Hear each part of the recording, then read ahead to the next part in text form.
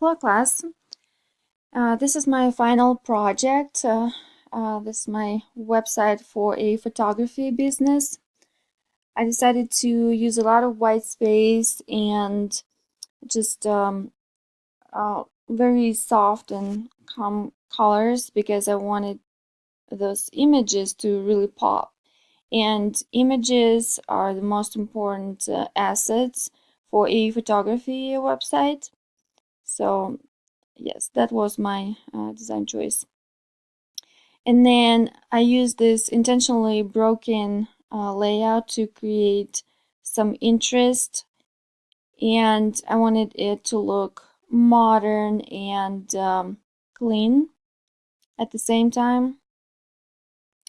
So next page is recent work, call it a gallery, just a few examples of some recent work. And then this page I called investment. What it is basically prices in packages, but I wanted to use just one word to place in the navigation to kind of keep it short. Next page is contact form. And another page is about page, just a little bit about the photographer. Again, the broken layout still looks quite nice and interesting. Here's the practice page. And then I have a style guide. And like I said, this website is a photography business, and the target audience is pretty much anyone who needs a photo shoot. I have a sitemap, a layout, logo, and colors.